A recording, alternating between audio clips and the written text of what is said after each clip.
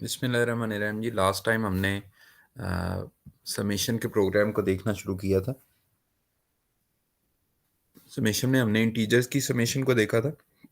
आज हम देखेंगे कि अगर आपके पास नंबर्स जो हैं वो इंटीजर के अलावा पॉइंट्स की फॉर्म में हों, मतलब कहने का बात करने का मतलब ये है कि इंटीजर का मतलब ये होता है कि उसमें इस तरह से नंबर नहीं होते कि 1.25 1.35 या 2.36 पॉइंट के बाद कुछ नहीं होता, बल्कि या तो फिर इंटीजर में 1 होगा या 2 होगा, 3 होगा, 4 होगा, 5 होगा एंड सो ऑन। इस तरह से आपके पास कंप्लीट नंबर होता है।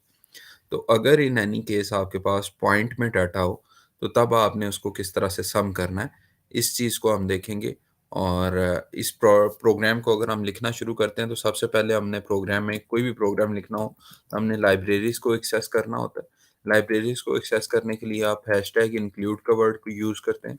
और अगर आप इनपुट आउटपुट स्ट्रीम को यूज़ करना चाहें, इनपुट आउटपुट स्ट्रीम को आपने यूज़ करना है, तो आईओ स्ट्रीम के नाम से आप लिखते हैं। उसके बाद हम लिखते थे यूजिंग नेम स्पेस स्टैंडर्ड, और उसके बाद इंट मेन, यानी आपके पास यहाँ से मेन जो प्रोग्राम है वो शुरू होता है। और इसके बाद आपके पास कर्ली ब्रैकेट्स होती हैं। कर्ली ब्रैकेट्स के बाद आपका जो सबसे पहला पोर्शन आता है, उसमें आपने वेरिएबल्स को डिफाइन करना होता है। वेरिएबल्स को डिक्लेयर या डिफाइन करना होता है। वेरिएबल को डिक्लेयर या डिफाइन करने के लिए आप डाटा की टाइप बताते हैं।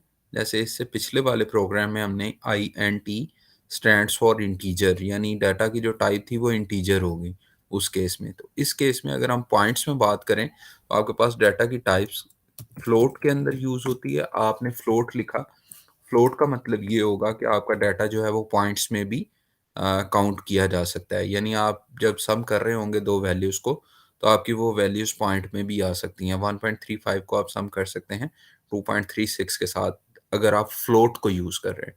तो ये डाटा की हमने टाइप लिख दी। इसके बाद आपने जो भी वेरिएबल डिफाइन करने हो, लेट्स सी हम पहला वेरिएबल डिफाइन करते हैं जी num1 के नाम से, कॉमा लगाएंगे, फिर आप लिखेंगे num2 के नाम से, सेकंड वेरिएबल को डिफाइन करेंगे और थर्ड वेरिएबल हमारा होगा सम। तो ये आपने क्या किया, आपने तीनों वेरिएबल्स को डिफाइन कर दिया।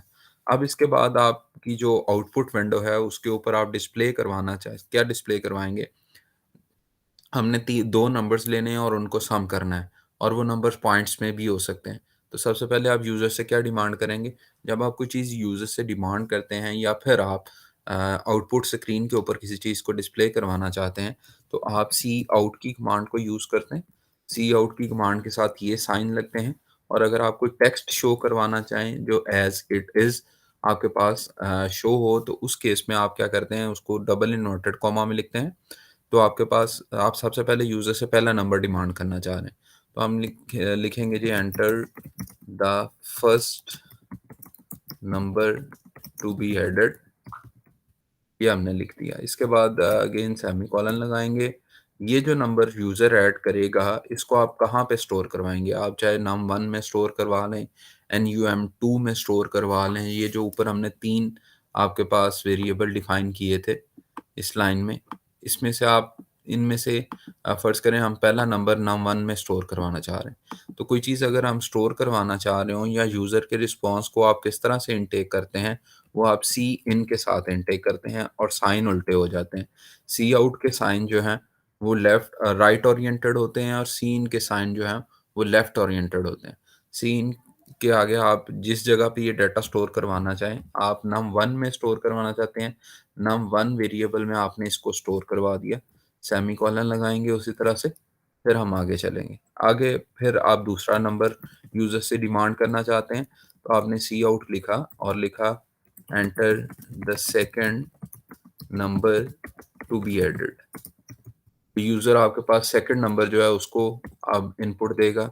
जैसे आपने इसकी इनपुट ली सेकंड नंबर की, तो आपके पास क्या होगा, सेकंड नंबर के केस में आप उसको स्टोर करवाना चाह रहे हैं NUM1 के अंदर, तो आपके पास NUM1 में स्टोर वो हो जाएगा। तो उसके लिए आपने क्या करना होगा, सी इन, उसी तरह से NUM2 के अंदर, सॉरी NUM2 के अंदर आप उसको स्टोर करवाना चाह रहे हैं, तो NUM2 के अंदर वो स्टोर हो जाएगा। अब आपके पास जो थर्ड वेरिएबल है वो बेसिकली है क्या, वो आपके पास है सम है।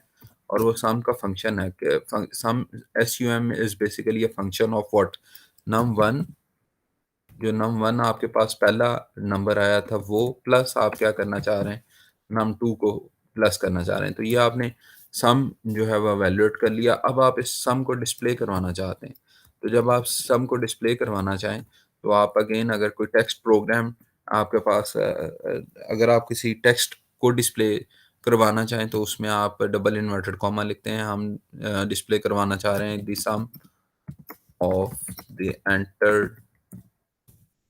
Entered numbers is equal to आपका जो भी सम आएगा वो कहाँ पे स्टोर हुआ, वो हमारे पास ये सम में स्टोर हुआ।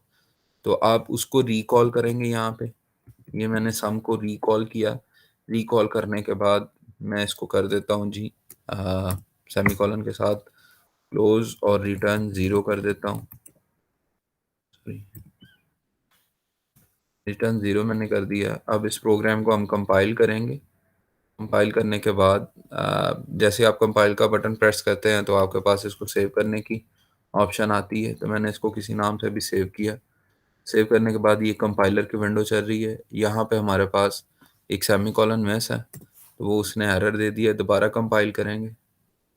दोबारा कंपाइलेशन जब आपकी होती है तो ज़ीरो एरर ज़ीरो वार्निंग आती है। अब आप इसको रन करेंगे तो इस विंडो स्क्रीन के ऊपर लिखा आया है कि जी enter the first number to be added, और आपके पास ये नंबर अब पॉइंट में भी हो सकता है। मैं इसको लिखता हूँ 2.364।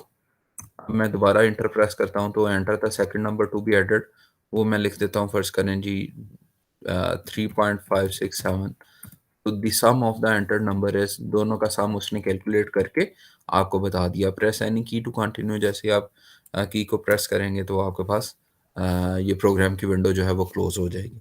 तो इसमें आपने किया क्या है, इसमें आपने पॉइंट्स के नंबर को ऐड किया है, और इसके लिए आपको करना क्या पड़ता है, जहाँ पे आप वेरिएबल डिफाइन कर रहे होते हैं, ये जो सबसे ऊपर वाला पोर्शन होता है कर्ली ब्रैकेट्स के अंदर जहाँ पे आप प्रोग्राम लिखते हैं, तो वहाँ पे आप उसकी टाइप चेंज कर देते हैं। जैसे पिछली दफ़ा हमने टाइप चेंज की थी, टाइप यूज़ की थी इंटीजर की, इस दफ़ा हमने फ्लोट की यूज़ की है। इसमें एक टाइप और यूज़ होती है, होती वो भी आपके लिए आपके पास जो है वो ये पॉइंट्स में जो नंबर होते हैं उन्हीं के लिए यूज़ होती है, उसको कहते हैं डबल, DOUBLE, डबल। डबल भी एक टाइप है इंटीजर की, और ये भी आपके पास पॉइंट्स के नंबर के लिए यूज़ होती है। तो पॉइंट्स के नंबर के लिए अगर आपके पास अगर आप डबल लिखते हैं तो पॉइंट के बाद जो डिजिट आ रहे होते हैं, जैसे 2.36 है, तो वो आपके बढ़ के 2.3645 इस तरह से, मतलब उसके डिजिट्स जो हैं वो पॉइंट के बाद बढ़ जाते हैं।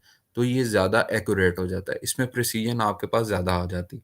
तो double is more precise than float. आपके पास जो फ्लोट का डाटा होता है वो भी आपके पास यूज़ होता है पॉइंट्स के नंबर को ऐड करने के लिए। डबल भी यूज़ होता है पॉइंट्स के नंबर को ऐड करने के लिए, लेकिन जो पॉइंट के बाद ज़्यादा नंबर ऐड कर सकता है, यानी पॉइंट के बाद 1 पॉइंट, उसके बाद जितने भी नंबर हैं वो किस लेंथ तक जाएँ, ये डबल के अंदर आपके पास प्रोविज़न ज़्यादा होती है एज़ कम्पेयर टू फ्लोट।